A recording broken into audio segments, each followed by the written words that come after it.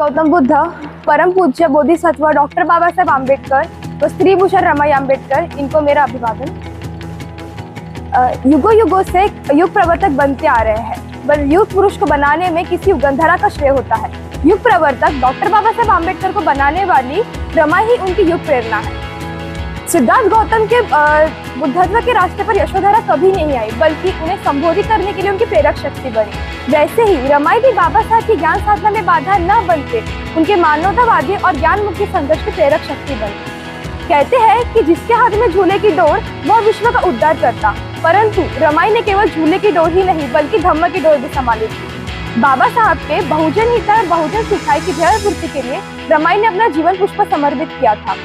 रामू, अगर तुम मेरी पत्नी नहीं होती तो बाबा साहब को डॉक्टर बाबा साहब आम्बेडकर को पता ही नहीं चलता। इसके पीछे सारा श्रेय तुम्हारा है। तुम्हारी निष्ठा मेरे साथ थी, इसलिए मैं भीमराव का बाबा साहब बना। 24 दिसंबर 1940 को विश्व विख्यात भारत और पाकिस्तान का बंटवारा मौलिक ग्रंथ में लिखकर बाबा साहब ने रमाई को स्मृति अर्पण की। उस अर्पण पत्रिका में वे कहते थे, रामू उसके अंतःकरण की अच्छाई, उसके मन की उदार था, उसके चरित्र की निष्कलन था, जिसका था जो मेरे हर समय में जिसने मेरा हमेशा निरंतर साथ दिया, उस रामू को सद्गुणों की याद दिलाने के लिए मैं अपनी कलाकृति अर्पण करता। बाबा साहब ने अपने बड़प्पन का सारा श्रेय रमाई को ही दिया था।